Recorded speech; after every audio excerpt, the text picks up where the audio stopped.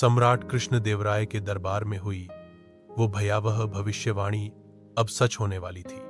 समय आगे बढ़ा और विजयनगर का सिंहासन अब एक कुशल लेकिन जिद्दी शासक आलिया राम राय के हाथों में था।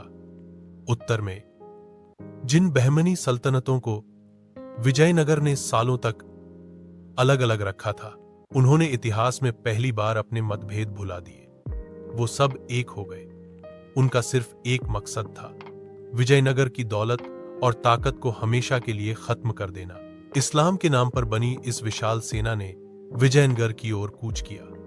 जनवरी 1565 में तालीकोटा की धरती पर दक्षिण भारत की दो सबसे भारी शक्तियां आमने सामने खड़ी थीं।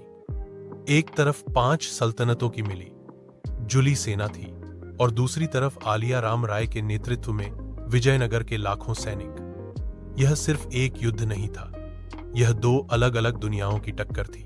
युद्ध की शुरुआत में आलिया राम राय की ब्रिलियंट रणनीति और विजयनगर के तोपखानों ने दुश्मन सेना में हाहाकार मचा दिया।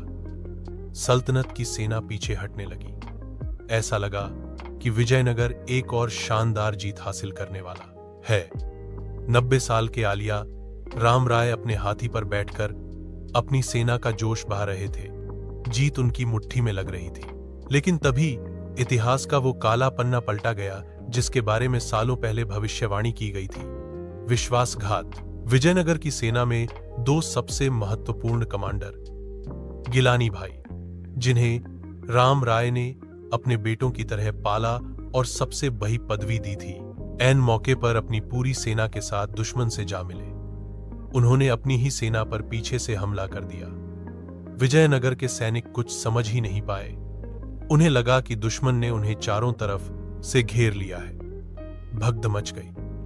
जो सेना कुछ पल पहले जीत रही थी, वो अब अपनी ही जान बचाने के लिए भाग रही थी। इसी अफरा तफरी में दुश्मन के एक हाथी ने आलिया राम राय के हाथी को टक्कर मारी।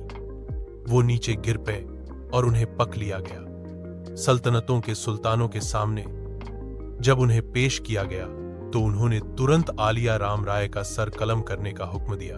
विजयनगर के राजा का कटा हुआ सिर भाले पर टांग कर पूरी रणभूमि में घुमाया गया। अपनी सेना के राजा का यह हश्र देखकर विजयनगर के सैनिकों की हिम्मत पूरी तरह टूट गई। युद्ध खत्म हो चुका था, विजयनगर हार चुका था और अब दुनिया के सबसे अमीर और भव्य शहर के दरवाजों पर एक भूखी और बदले की आग में जल रही सेना खड़ी थी।